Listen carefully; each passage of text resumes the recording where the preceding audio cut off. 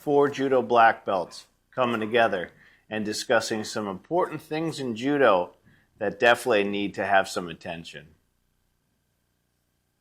If you're new to the channel, my name is Sensei Stanley. I am a second-degree black belt in Judo, former wrestling coach, former public school teacher. I currently teach Judo at a Brazilian Jiu-Jitsu school outside of Charlotte, North Carolina, and I'm getting ready to open up my own Judo dojo in Monroe, North Carolina, as you can see behind you. My mission is to continue to spread the word of grappling, whether it's Judo, wrestling, Jiu-Jitsu, Sambo. I want to promote grappling. I want more people to participate in it. I want people to get better at their takedown skills. And I also want to shed some light on some misconceptions surrounding Judo. So, thank you so much for tuning in.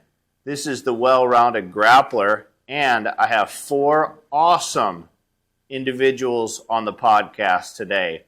We have myself, we have Austin Hansen, we have Vernon Kirk, and we have Ken Nazemetz. Between us all, we have over 100 years of Judo experience, as well as some other grappling as well. There are several topics that we're going to go over today. The first one, what is the difference between Judo the sport and Judo the art? Are they the same? Are they different? Let's talk about it. Number 2, how can we grow, promote, and expand Judo in the United States? The third thing, how can we get more adults involved in Judo? Number 4, grassroots.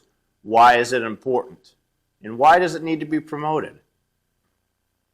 And the last one, number 5, what are some things that Judo is doing right now that's awesome?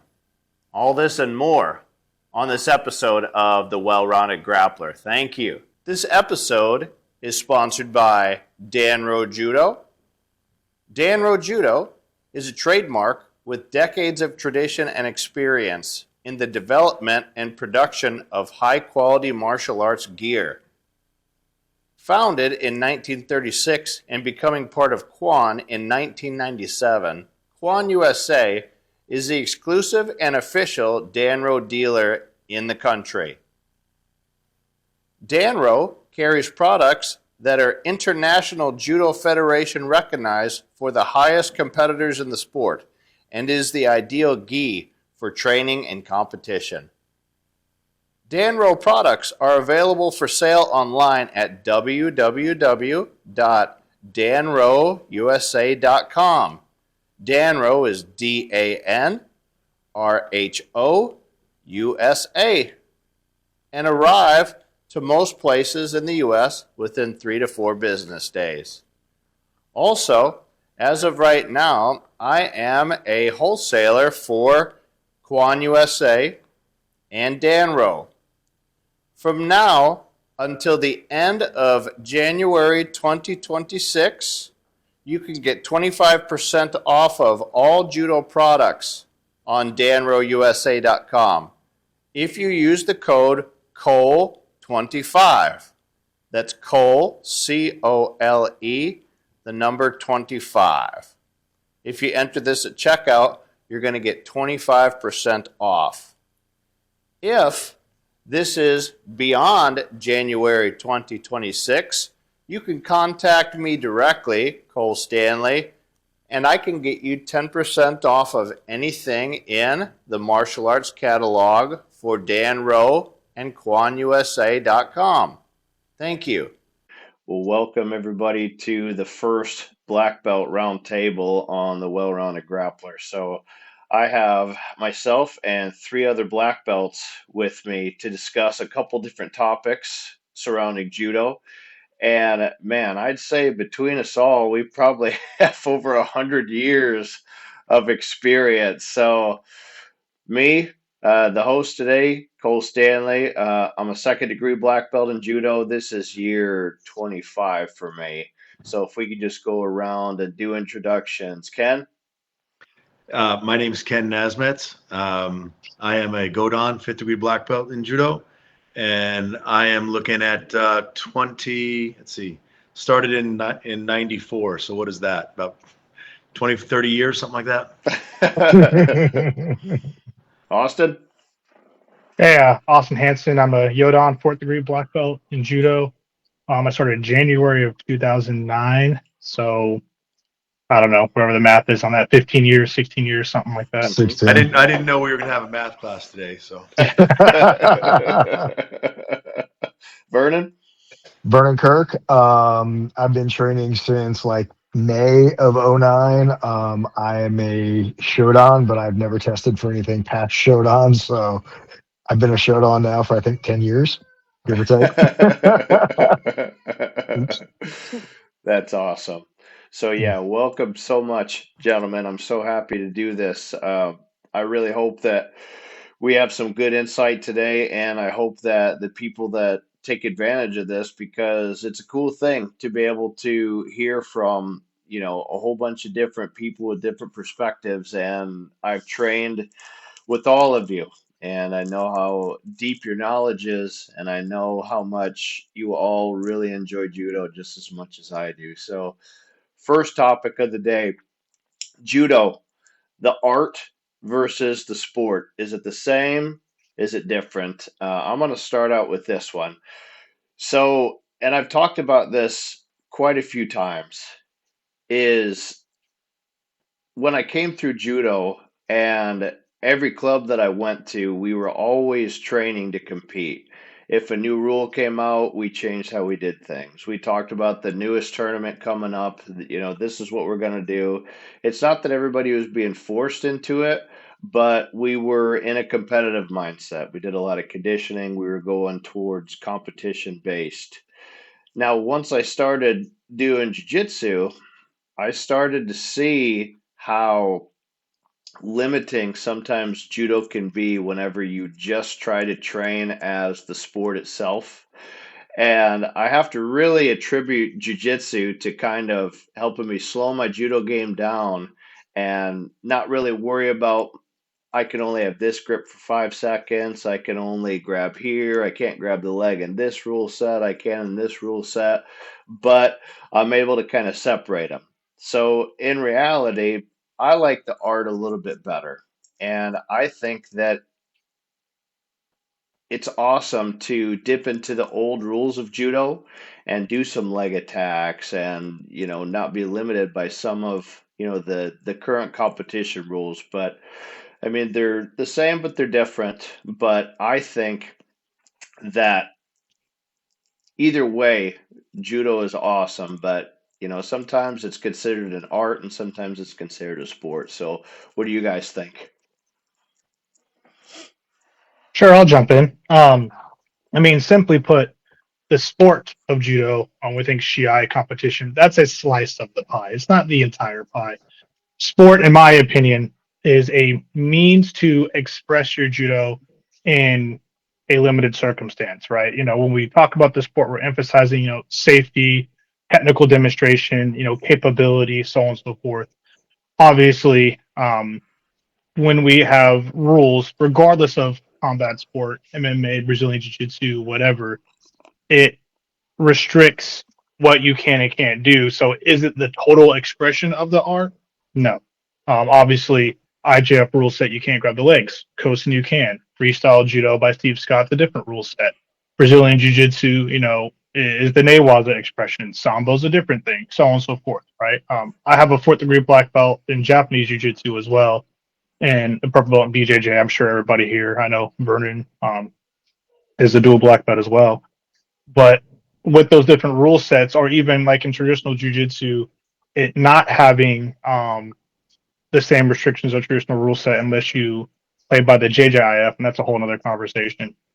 Practicing a temiwaza, striking, different forms of joint locks, throwing with joint locks, but of course, the level of force you can use is significantly reduced, right? So judo, just like BJJ, we can go faster, we can go harder, we're protected by rule sets, and really show the efficiency that the art talks about. So sport, small slice, art is the totality of what you could learn. Awesome. I'll hop in, and I'm one who I love judo the martial art. I am not the biggest fan of the sport because usually, like I always say, like when I compete, and I have competed in wrestling, judo, jiu-jitsu, sambo, like I've kind of done it all. And the more free I am, the more I'm not thinking about rules, the more I'm just kind of like, in the moment of that situation, the better I do. And with a lot of the current like rules, especially around like gripping and things like that, is where I tend to overthink and I don't like to be there. And that's why I don't really compete in judo much anymore. I One of the reasons I actually really kind of gravitated towards sambo now is as long as you're not basically retreating, as long as you're being active, even if you're like, because I tend to be more of like a counter puncher, counter thrower. You're okay. You're not going to get penalized for stalling or if you get a weird grip or anything like that. And that's where I tend to kind of like go away from the sport of judos because I just think they've really gone a little crazy with some of the rules. And, look, if that's all you do and you're like an Olympian or something like that, cool. Like, I get you're going to train like that on a regular basis, but I've never been one where it's like, I just want to go for a particular sport. I like to kind of dip my toes and everything. And the thing that always kind of messes me up about judo is all those rules. And that's why I tend to lean away from that sport. But I love the martial art. And I think it has a ton of utility throughout grappling. It's just, in the competition sense, it's not my favorite thing to do. If I could interject a little bit, when you think about when judo was first created, right, and it was really counter jiu-jitsu, right, and they had this very few, and the reason why I was okay, let's figure out a way to practice safely without killing each other, and so judo, right, but you think about it, and again, Kodokan judo, it's moving up and it's spreading throughout the world. Why did judo change? We're a victim of our own circumstance. We changed because of the Olympics. We changed because of TV time. No one wanted to see what the details. They wanted to see the big throws. They wanted to see all the action. So we changed because, and that's why leg grabs got taken away because they said, oh, it's taking away from the idea of getting big throws. They did a study, and I don't remember who did the study, but it was about 10 years ago, or maybe 15 years ago at this point. I'm dating myself, but they did a study that every time there was a leg grab, there was never a big throw in that match. So they were trying to get rid of all that stuff to try to repopularize and really create the idea of judo as this big, explosive, over-the-top sport, leaving out a lot of the other pieces of the puzzle. So I agree with you, Vern. The original martial arts beautiful. If you go back and you look at everything from Utsitsu no Kata all the way through to Goshin Jitsu no Kata, there's a definite combat application to judo. Unfortunately, the sport application I think has been watered down because I think it's not as fun to watch. Yeah, also one thing, I found if I lean back in my chair, I'm now the same height as all of you. So before I was up here, now I'm back here. So no, all of it great.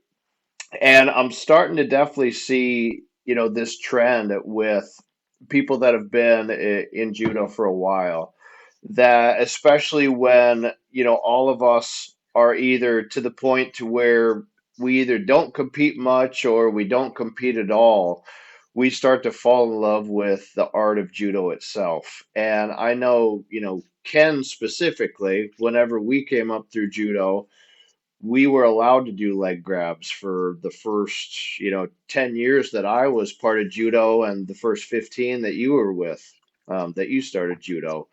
So I kind of miss those days. So now that, again, that I'm to the point to where I don't compete anymore, and I kind of view judo as the art instead of the, the headbutting competitive aspect of it, the sport. I've really started to fall in love again with judo and just the entirety of it and how it originally was proposed as a physical education for everybody. And like you said, to do things so that we don't kill each other. Yeah, I've got a great sort of example of that. If you think of, what's the first throw that everyone's taught? Osotogari, right? It's, major outside reap, and you've got your toe pointed to the ground, and it's a beautiful sweep. Well, that is a jujitsu throw, but in jujitsu, you'd be wearing a wooden clog, and the whole goal is to tear the Achilles tendon of your opponent so that they can no longer fight you. Judo was meant to be in a situation where you can play safely, go full speed, and still maintain the art of self-defense.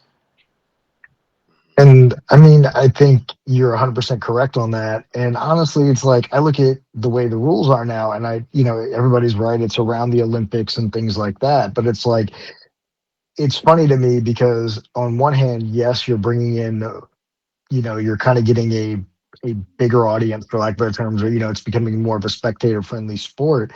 But at the same time, you're taking away a lot of the technique and the skill, and it just makes it like if you've done it, it just I don't know. I always feel like the Olympics have kind of cannibalized it almost to the point where it's like if it's not a big throw, then it's nothing. And again, if that's what you want to do up at the top levels, but like one of the things like, sport like wrestling, yeah, the matches tend to be, they maybe change the rules a little bit like around the Olympics to make them a little bit more dynamic, but the kids are basically doing the same thing from start to finish. And the way I see judo being taught now versus how it was being taught when I started, the kids are learning something very different. And I think in the long run, that's really going to deplete skill. And the funny thing is, I see the complete opposite in BJJ. Because if you watch kids jiu-jitsu, especially underneath 10 years old and in the gi, it's nothing but like solid, just old school closed guard work or solid, just top, I'm going to progress my position by passing your guard. Oops. Going to side control, going to mount and like attacking. And you don't, like all the newer school stuff, they realize the old school stuff is the base for it. And I think sometimes we're losing a little bit of that in judo. Vernon was Yeah, ready to pass the guard of his phone there for a minute, so. yeah. I mean, if I can just jump off of that, I mean, I had the blessing of starting in the traditional Japanese jiu-jitsu side, right? I know Cole. We recently talked about curriculum and stuff, and in the traditional Japanese jiu-jitsu side, there was a curriculum and demonstration of moves, leg grabs, standing arm locks, all sorts of stuff, right? And then I progressed into judo and so on and so forth. But because again, I came in 2009, so it was right at the beginning of the whole, hey, we're not grabbing legs and so on and so forth. I just thought that was strange because I learned Kuchikite Oshi, Morote Gari, the traditional Teguruma, so on and so forth, Kataguruma with the arm, and learning those variations. So in some ways, it's like, yeah, the sport kind of expanded my knowledge of like individual techniques. Like how many ways can I throw a Kataguruma or the fireman's? Can I do it with the arm? Can I do it with the arm around the leg? Can I do it with just the arm, different positions? The new thing with the duck under and all the way over. I don't do that. My back won't let me, but that's a thing, right? We see like, Justin Uchimata do that kind of stuff in his competitions and it's crazy. But, it seems like by and large, especially in these competition focused schools, like they don't know or don't respect that there was curriculums established, right? USJA, USJF, Judo Canada, even and USA Judo, of course, has a points-based system based on competition. They don't even have a true robust curriculum, but a lot of the other kind of governing bodies, the ATJA, they all do. And even, when I grew up in a group called the MYB, Midoriyama Budokai, and they have a very robust curriculum and they're all relatively similar. Some might say, hey, you need to know these techniques. Some might say, hey, you need to know a number of techniques versus specific ones and so on and so forth. But they're all kind of, progressive the same general. I mean, Gokyo no waza for crying out loud. Like the whole purpose of Gokyo, each line was a belt. It's not a just 40 throws for 40 throws sake. It's a method of testing as well as the argument of that's the core, right? And then of course you have all your newaza, konsetsu waza, shimiwaza, blah blah blah, random Japanese, right? But there is curriculum, and there you should know all these aspects. And if you don't know all the different things that are in judo, and I'm not saying you have to be an expert every single throw, but if you're a competent black belt or Yudansha, like you should have a general understanding and should be able to demonstrate all these things to some level of competency. Maybe competitively you did Uchimata, to the cows come home, but maybe you've never done Kuchikuteoshi in your life competitively because of the rule set, but you should be able to do it. And then it also leads to being able to talk to other arts, right? So people are like, oh, there's no single legs in judo. Yeah, there is, and we can have that cross conversation in different applications of how to use a technique, because ultimately good grappling is good grappling, right? Whether it's wrestling, sambo, judo, jiu-jitsu, whatever, sanjiao, it doesn't matter, right? It's all or xiaojiao. It's all the same at the end of the day. There's only so many ways to manipulate the human body, and that's why we all get along, right? We love to scrap. We all speak the same language, and the curriculum allows us to be fluent in that language. So just like we learn English or any other language, hey, speak the language that is judo. Speak correct. Oh, Go go ahead. ahead, Ken. Sorry. I was gonna say, I think we as the sort of the black belts of, in America, I think we're doing ourselves a disservice if we don't really teach the full curriculum of judo. Just because the sport doesn't allow leg grabs doesn't mean that I can't teach Sukuinagi, and I'm going to, because I do believe that at some point we're going to get our heads on straight again, and the pendulum's going to swing back, and we're going to start playing judo, the way it was meant and originated. And I think that the worst thing we can do is unlearn so much and have our 9 and 10-year-olds and 12 and 14-year-olds who want to compete, great, but then all of a sudden the rules change back and we've left them defenseless. We've left them without the weapons and the tools to be great at the sport they love. So I think, I teach everything in my art, and then I'll just, hey, this isn't allowed in these rules, but this is judo. And I mean, honestly, like I remember my first tournament, they were basically saying like, you can grab the leg, but it either has to be part of a combo or a counter. And then by the next tournament I did, leg grabs were completely gone. I remember a couple of years later, I'd gone for like I went for like a drop knee and I missed. And the move in wrestling they call the Turk, where you like pick up the back leg, kind of throw the half, and use to turn the guy over. Well, I'm in turtle, and the guy tried to Turk me, and because I was on the ground and he had not, put a knee on the ground yet, he got DQ'd for grabbing my leg while I was on the ground. And if I hadn't thrown him in the next round, I'd have felt really bad about winning that match. And I see it all the time where like people try to cross over into sports. And look, again, I do nothing but crossover. I always say my goal isn't to be the best at, gi BJJ or no gi BJJ or sambo or judo. My thing is like, you can put me in any rule set and I think I'm going to, at what my rank is, and I'm going to do pretty well. Like I may win, I may not win at all, but I'm definitely, you'll respect me when we're done. And I think we get too much into this mindset of, like, I remember watching some kids go to a BJJ tournament. And this was back when I was like a blue belt in BJJ, and they were really good at judo. Like, I knew them from my judo club. They were really good. It was like three brothers. And like the first one went for like a harai, and he whiffed and he ended up in turtle, and he just sat there thinking he was going to get stood back up. And kid took his back and the match was over. And he was like, what happened? And I'm like, they're not going to stand you back up in this sport, dude. Like, you got to go. And I think, again, like, do I believe there need to be rules in competition? Of course I do. But like my friend Ben, I don't know if Ken, I don't know if you know Ben Rothrock, but I know everybody else here does. We say it all the time when we're trying to pull people into sambo. An armbar is an armbar. A takedown, like say nagi, Morote Gari or a double leg is a double leg. Like all that changes are the rules and a little bit with the application of technique based off the rules and the uniform.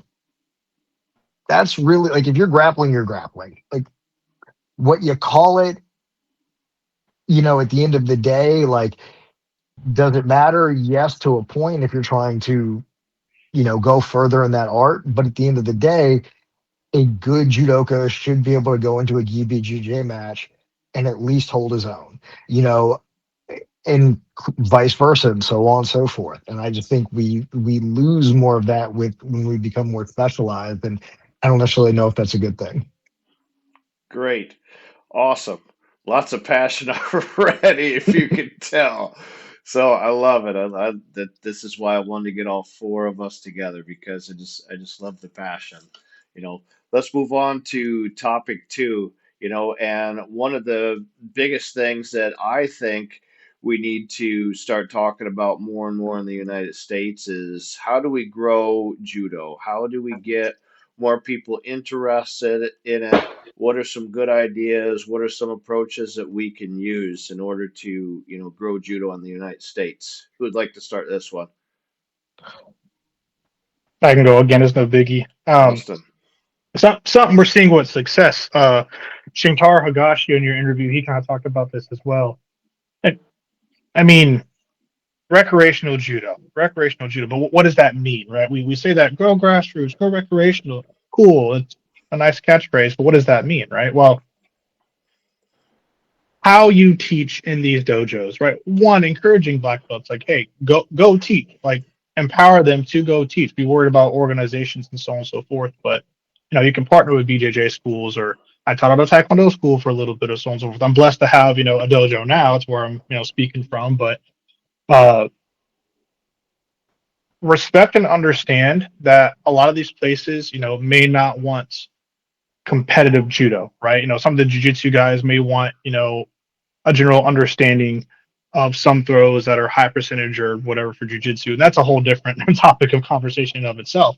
But know the curriculum, teach good judo, and then Shintaro says something that I truly support, right? And Chris Rounds is another guy in North Carolina who does this very well. But the gamification of judo, what does that mean? Jiu-jitsu is very rewarding because there's a bunch of small wins, right? Like, oh, I passed the guard, like that is a win. Or, oh, hey, I held the back, that is a win.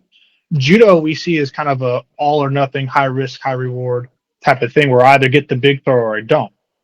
Well, challenging coaches to think outside the box a little bit and be like, hey, how do we have bite-sized chunks for this? Like, for example, something I do that's kind of a warm-up. Yes, I still teach break falls and stuff, but before I make kids and adults do break falls, maybe we play a game where it's like, hey, it's a hip touch game. So my goal, let's say I'm going to teach Koshiwaza for the month or something like that. We might warm up with, I want you to turn the back of your hip and touch the front of their hip, right? So, butt to belly, touch your butt to their belly. So these kids, without teaching them any form of grip fighting, without teaching any of the nuances that we like to, do an hour on Kumikata alone or whatnot. I'm not saying it's not important, but these kids are now moving hands, grip fighting, changing grips. I don't limit them to anything for the simple goal of touching their butt to belly.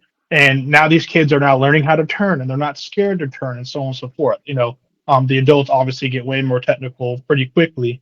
But I've seen that with large success. And you can do this with mini throws like, hey, your goal is just to, from standing position, like get to a back, right? Can you learning how to go under and over arms. And again, without even starting the class with how to move the hands to get these positions, they're finding ways to go under, around, over, whatever, an arm using underhooks, overhooks, the like to get to the back.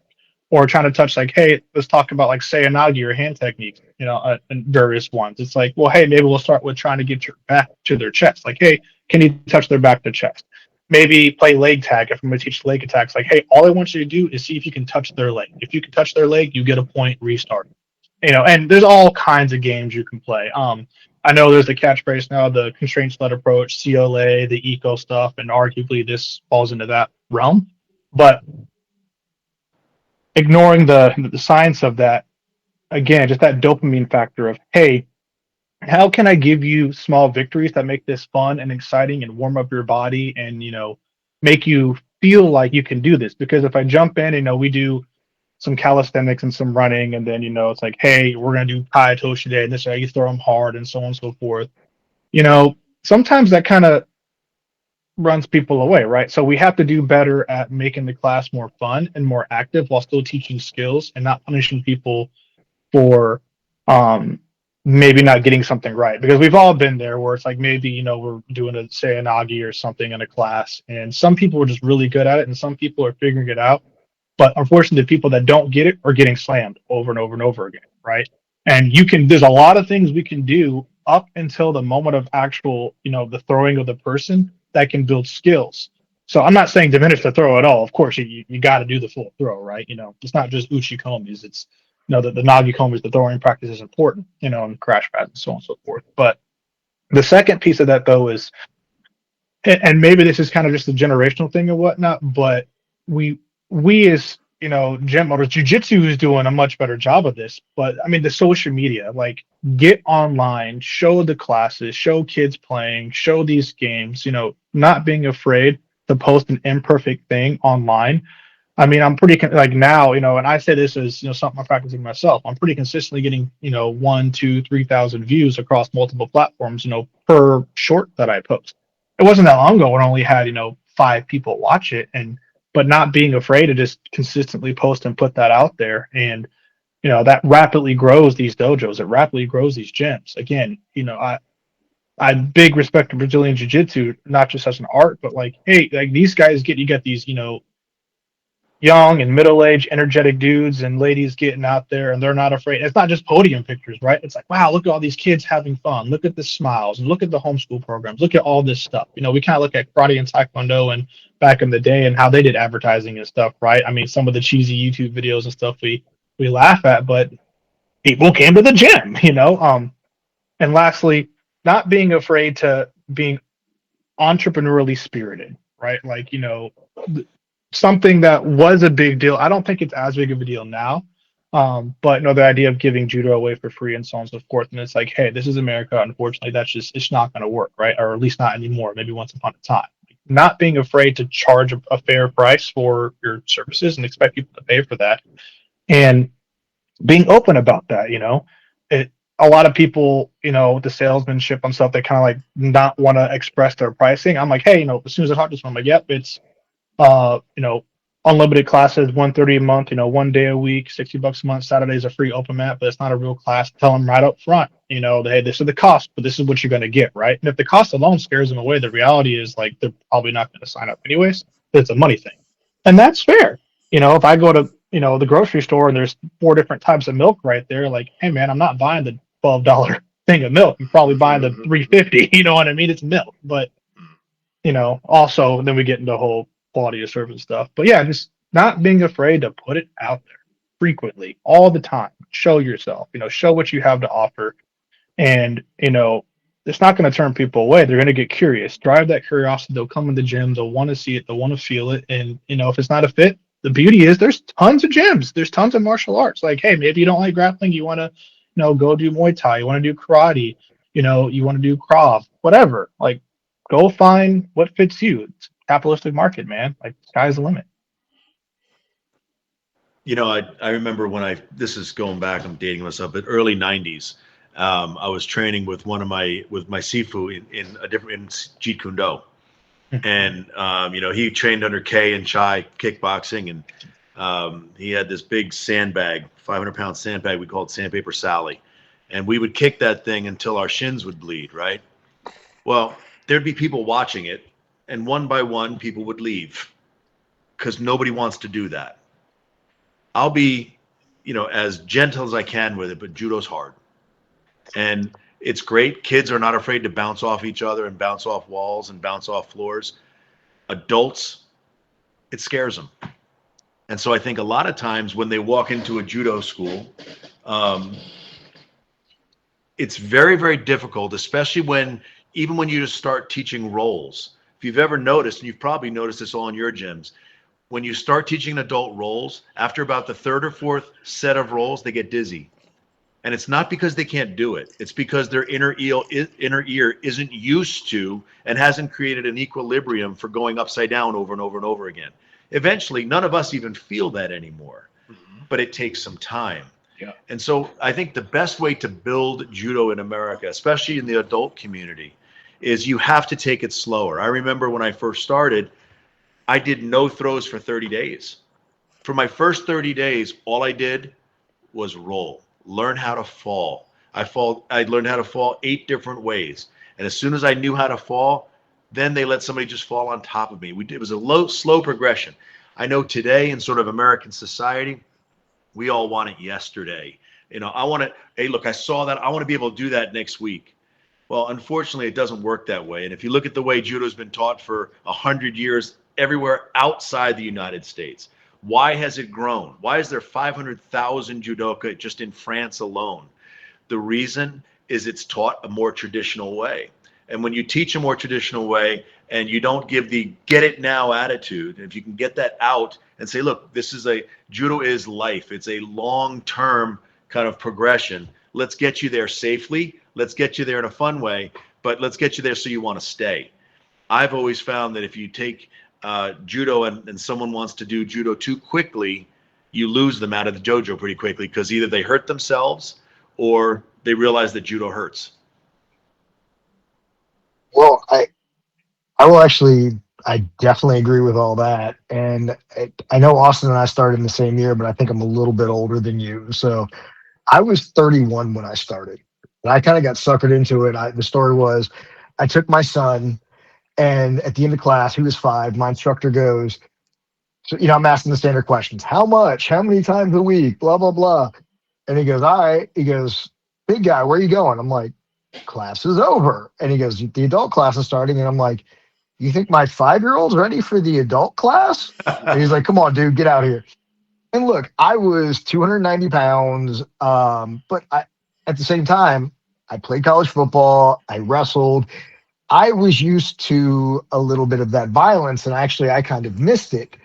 But I'm the exception in that case. I'm not the rule. Yep. And most people have never even played a sport in high school, let alone something like football or wrestling. And they don't understand what all of that really means.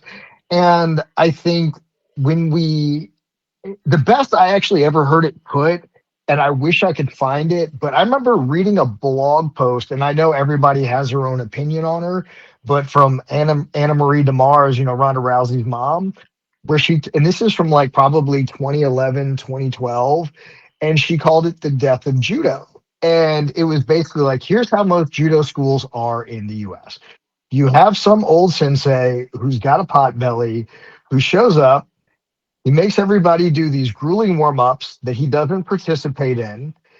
He teaches maybe one technique, tells a bunch of war stories, lets his junior black belts teach the rest of the class, stands around doing nothing, doesn't roll with anybody. And he either got his black belt a really long time ago the hard way, or he got it the Phil Porter way. And she goes, that's the problem. And I actually agree with that, because if you look at BJJ, and the one thing that BJJ does very well, it takes older people and brings them in and just says, yeah, some of this is going to hurt. It's going to be a hard workout, but the risk is low because we're not doing a lot of falling. We're not doing a lot of this.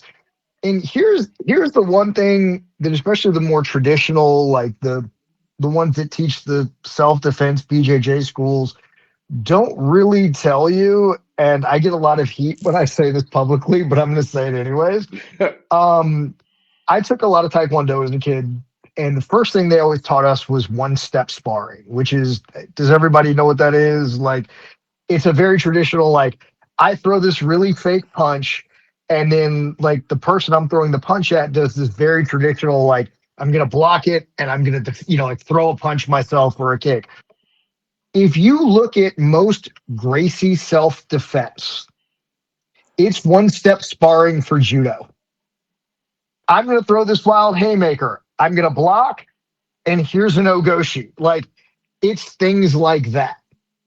And what I used to do a lot when I had my school, because I really marketed my school as more of a BJJ school, is when I taught especially when I had somebody older in, because we always did takedowns, because my BJJ instructor was a judo black belt before he ever did BJJ.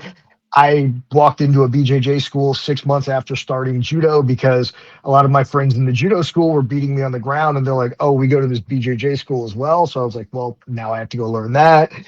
But I would start like we wouldn't do our traditional takedown stuff. We would do self defense.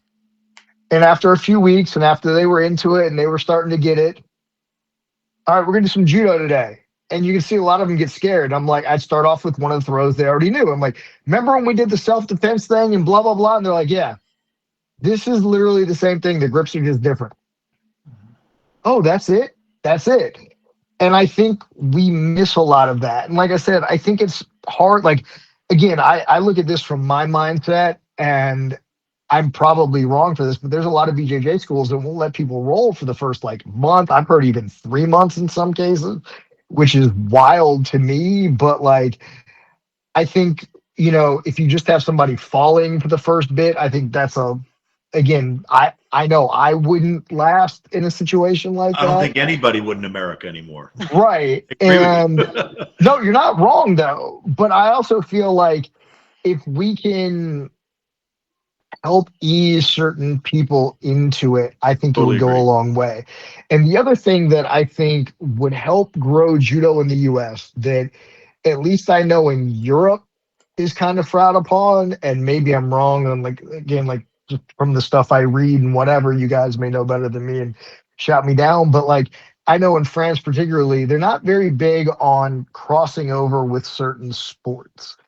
And I feel like if because like in the US, there's two basic sports that we're kind of competing against, but I don't view it as competition, but whatever. That's wrestling and BJJ, right? And I think if we were to make more friends in that moment, and I mean, if you look at like some of the top, I'm drawing a blank right now. Judo coach out of New York, Jason. Morris. Morris. Thank you. Was a wrestler. Like there's a lot of guys who are wrestlers and have kind of used both. And I think, and frankly, I always say this all the time, the two biggest things that American wrestling is not very good at are like foot sweeps and trips and throws. Well, gee, where would be a great place to go and learn all of that type of stuff? Mm-hmm. And I think there's a lot of that we are missing. And honestly, like even if you look at like BJJ, like there's a lot of like I say this all the time. I've been to BJJ schools all across this country, and this is what I always tell them. And this is what when people tell me like, oh, well, takedowns. I'm like, it comes down to the ignorance of the instructor, not anything else. And they're like, no, it's not. I'm like, okay. And I'll say this to people who've traveled around like I am. Like, how many different like variations or like little like hints and tricks have you learned on something like a cross collar choke? You're like, oh my God, I can't even remember them all. Now, name one jujitsu school that you've walked into that didn't have a guy who wrestled or did judo that was teaching the class that taught you near that level of technique on any takedown. And they get this look on their face. They're like, oh. And I'm like, yeah. And I think we have to be flexible on how we teach techniques because certain techniques, I say it all the time, like in BJJ, you don't have to be good at takedowns to be good at takedowns in BJJ. Like you can have one or two really bad takedowns in BJJ and it'll take you much further, but like in judo, it'll get you killed. And I always say, like, for competitive judo, I'm mid at best, but I'll take what I do, like what my judo is, um, as it relates to something like BJJ or Sambo, and I'll put it up against anybody. I don't care who it is. And I think that's one of the things that we miss when we talk about trying to grow the sport is if we can introduce it to people the right way and get people to cross over a little bit, I think that'll grow it a lot more and it'll increase the pool. So, we do have the higher level because, maybe you get a guy who's really athletic and they've come from wrestling and they've come from this, but they fall in love because they've learned it the right way and they've learned how to blend what they already know with it. And I think we miss a lot of that too. And I can't agree more with all of you. And I think that if we take the aspect of the social media and the promotion, right, getting out there, getting the name of judo out there, but I've talked about this quite a bit with people in the last month. Whenever you see videos of judo that's produced by some of the higher level organizations or higher level media companies or whatever, they're always showing some of the top level stuff. It's always the highest level. It's always people doing the most athletic, most dynamic, most high level judo that you could do. But most people, they see that and they might like to watch it, but they say, I can't do that. I can't You, take that person and throw them like that. So I think the social media aspect, we need to start promoting it as it is for everyone, and it is safe to do, and it's a controlled environment that young people and older people can enjoy. And there just isn't a lot of faces out there that are promoting it like that. And to piggyback off of what was said earlier about how judo forever was given out for free basically. And when you take that into today's account, people that are running a lot of nonprofit organization type judo, they don't have the money to put into advertising to, let everybody in the area know that, hey, we have a judo club. Hey, I'm going to bring in a professional photographer, get professional photographer, quality pictures taken, get some high quality video taken of just like you said, like kids enjoying themselves, laughing, running around, enjoying, hugging, like not just videos of people just getting smashed all the time, just like you said, Ken, when those people came in and saw you kicking that sandbag, it's like it scares people away. If you just highlight all these big throws, it's going to turn people away. So we need to start promoting it as it's open for more people. And what a couple of us are doing are going into some of the jiu-jitsu realms and showing how we could take these simple judo techniques that are not big gigantic dynamic techniques. There's simple things like foot sweeps and what I call low elevation throws, and we show them to jiu-jitsu players and they're like, wow, that's judo. That's I was expecting to get thrown on the side of my head. So it's like we have to start letting people know that judo is something that people can do. And jiu-jitsu has done such a good job at it. And yes, judo is hard, and yes, it can be hard on the body. But if we go back to the original topic of teaching it for the art, where we're doing a lot of just give and take and showing people how to throw and going against opponents that are not resisting us and using crash pads and showing people how to fall properly, it takes some of that roughness and that danger out of the equation. And I think that that's one of the key ways that we are going to spread judo. So the last thing, and again, I appreciate all four of us coming on today. We got about 10 minutes left, but there's been a ton of just, what's wrong with this? What's wrong with this? We need to change this. We need to change that. Let's end with what is judo doing that's good right now? What is judo doing that's good, either for worldwide, for individuals, for at the grass level, at the competitive level, just anything that we think that judo is doing very good right now in the current state of affairs. so I'll start with that. There are a few high schools around the country now that are offering judo programs as part of their physical education curriculum. Couple in Florida. I've heard of a couple out west. I think that's a fantastic thing. I think that's an opportunity to get people involved, to think more about judo, right? There's scholarships that go unused across the country, judo scholarships, because there's just not enough judoka in America to actually get them to be at that level. So I think that one thing that we are doing good, and I would say it's a start, it's a pioneer movement, that all of us should contact, all of us black ones, we should contact our local high schools and say, hey, do you want a club program? Right? Start there. You've got wrestling mats already? Great. We'll work with those. Like, start with the small, and then eventually take that club program and say, oh, by the way, there's a local judo school. Let's have a little tournament between the high school and the local judo school. Start building up some of that grassroots energy. And, you know, I love to see the opportunity when people start picking it up young, not 7, 8 years old, but even in high school, where they start understanding judo strategy, understanding how judo plays.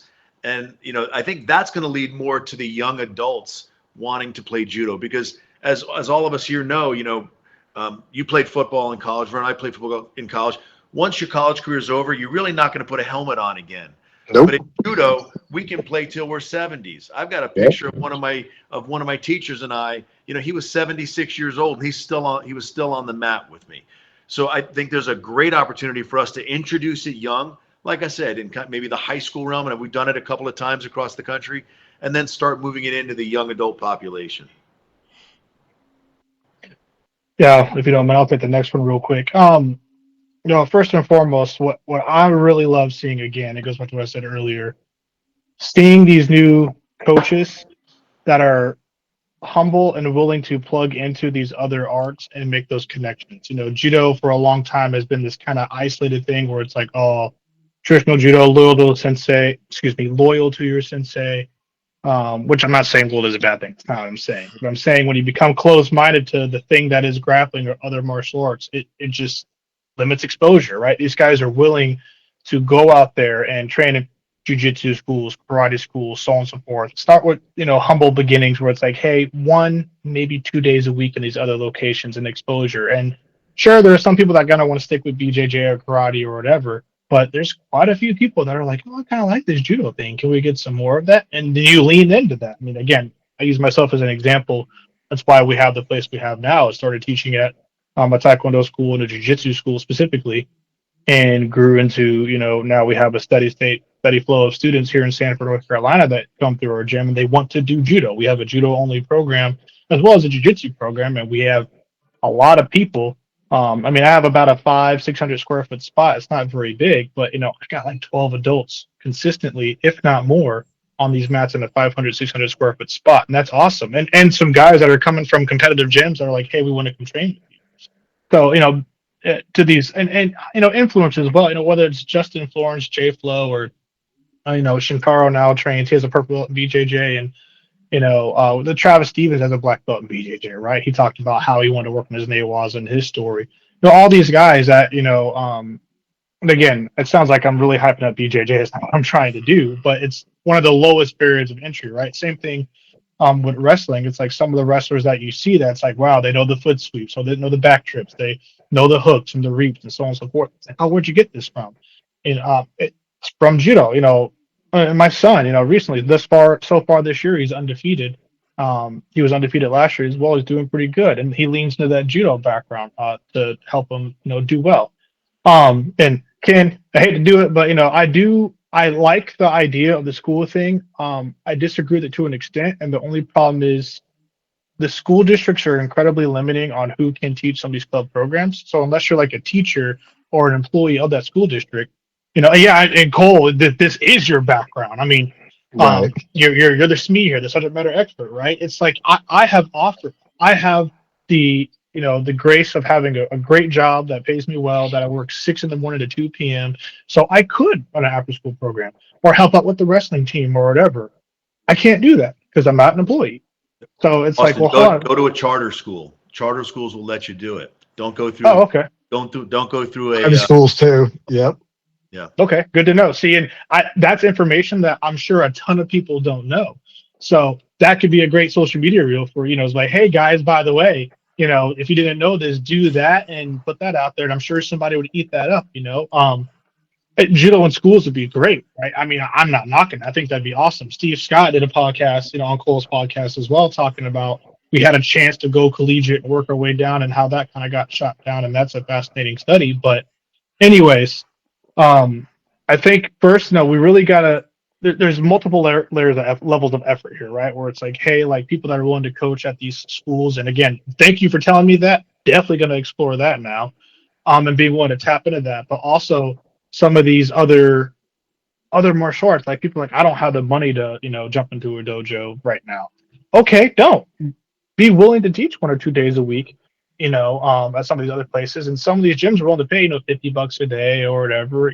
That's not becoming a millionaire, but that's not the point initially, right? The goal is to build it and have the interest, because when you have 10, 20, 30, 50, 100 students that are like, we want judo, now you have that investment. They're like, hey, well, I need the cash. Boom, here we go. And that's what happened here. Somebody, a bunch of people gave us some money. We opened this spot, and now they're training here today. I mean, literally tonight. Like, I have a class right now going on. So, that's the power there, right? Is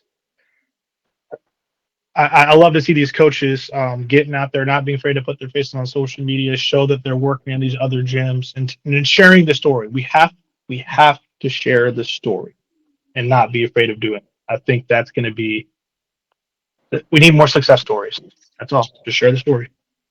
Well, and honestly, I think one of the positive things that are happening now is things like people like Shintaro and Travis Stevens and some of these other high level people coming out and doing the crossover thing. Because I think even like a couple of years ago, it was still frowned upon. Like I remember Nick DiPapolo wanting to do a fight to win, and USA Judo was basically like, well, if you do that, you may not be able to do the Olympics again. And I'm like, this is a man who's literally spent his entire life doing this. He's gotten to this expert level of it, and you're not letting him go ply his trade in a way that could be profitable for him. Like, where do you have the balls? Like, I'm sorry. It's like that type of thing to me. And like, I think you're right about like the social, and like there's more people starting to try to have fun with it on social media. And like, I always say, like, my Instagram following is around 18,000, and it all started while I was running a gym, and I would always post like I'd have just some goofy meme I'd post, and then when I had a school, I just literally after class I'd grab my son, I'd be like, "You're filming." I wouldn't want it to go longer than a minute, and either like the really complicated technique would get a lot of views because it looked cool, but the things that always got the most likes, like got reposted everywhere, got like thousands and thousands and thousands of views, were things that were dirt simple. And I think we forget that. And I also think that like there's two things that always pop up to me when it comes to judo on social media when I think about these things. And number one, like I remember I posted a technique, and some blue, like I always call them blue belts in the comment, like some guy who had no clue who he was, again, probably some white or blue belt somewhere, ran his mouth about the technique, and then directly underneath it was Roddy Ferguson going, "Great technique." And I'm like, exactly. Flash. Dude, like, let's go, right? And then the other one, Ken, you've never seen my son before, but on a heavy day, like he was shocked that he weighed in at 120 pounds yesterday, and he's 22 years old. Wow. Yeah, he is a skinny little dude. And I was showing him to Uchimata, and I will admit it did not look very good on video, and I probably shouldn't have posted it, right? But again, like I also wasn't trying to give my son a concussion, you know? And I got a DM from somebody who is kind of high in the judo community, higher in another martial arts community. I'm not going to mention names. And I got a message from him, privately saying bad technique. This episode is sponsored by Danro Judo. Danro Judo is a trademark with decades of tradition and experience in the development and production of high-quality martial arts gear. Founded in 1936 and becoming part of Quan in 1997, Quan USA is the exclusive and official Danro dealer in the country. Danro carries products that are International Judo Federation recognized for the highest competitors in the sport and is the ideal gi for training and competition. Danro products are available for sale online at www.danro.com danrowusa.com. Danro is DANRHO and arrive to most places in the U.S. within 3 to 4 business days. Also, as of right now, I am a wholesaler for Quan USA and Danro. From now until the end of January 2026, you can get 25% off of all judo products on danrowusa.com if you use the code COLE25. That's COLE, COLE, the number 25. If you enter this at checkout, you're going to get 25% off. If this is beyond January 2026, you can contact me directly, Cole Stanley, and I can get you 10% off of anything in the martial arts catalog for Danro and QuanUSA.com. Thank you. Okay. Well, maybe the gods were speaking to us and they cut Vernon off on purpose, but Wouldn't be the first time.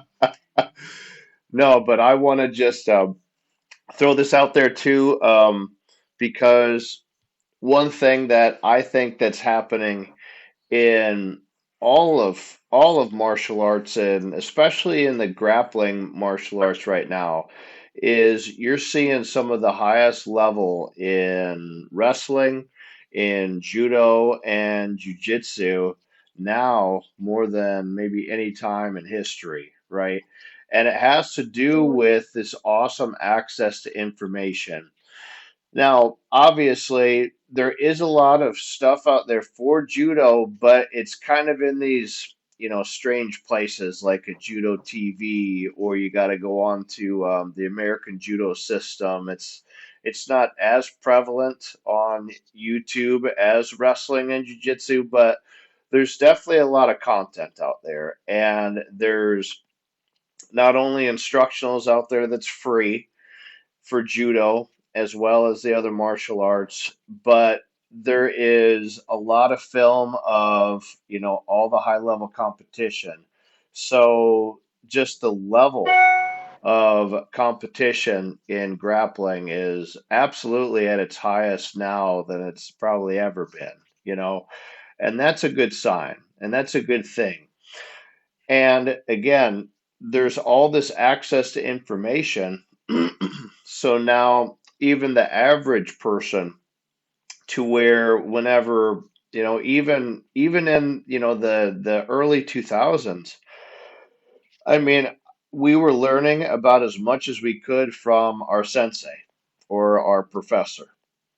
We really, unless we went and bought some random VHS tape and there wasn't a lot of them out there, or we decided to go to some seminars, we really didn't see too much past what is taught to us by our sensei.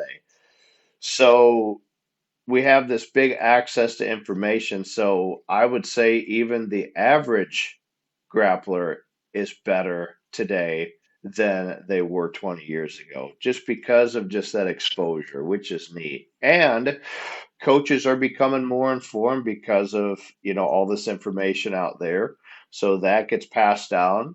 People that are interested in grappling are able to look up technique, are able to, have discussions like this, right? Like the communication is there, like you could figure out some way to contact somebody in Japan that speaks English, or you could watch a live practice of, Flavio Canto in Brazil. And I mean, there's just all these cool options. So, that's something that's happening that's really good. And you're seeing very high quality production for all the grappling arts as well. I mean, you even look at some of these old highlight reels, or you talk to a Jimmy Pedro or a Shintaro or a Jason Morris, and they show their competition footage, and it's their sister videotaping them on a camcorder from 16 rows above with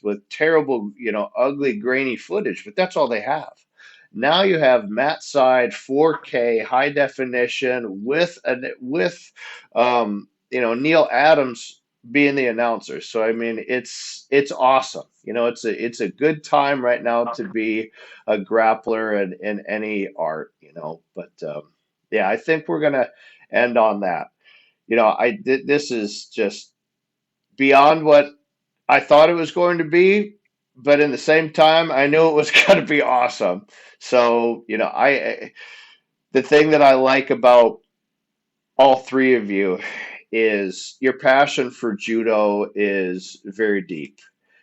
It just comes out in everything that you do, and every time that I talk with one of you, it always seems to just circle back to judo. And then once it starts on judo, we're just nothing but talk, and just, we're so passionate about it. And that's why I really wanted to get all four of us together. So a big thank you to Austin, to Vernon, and to Ken.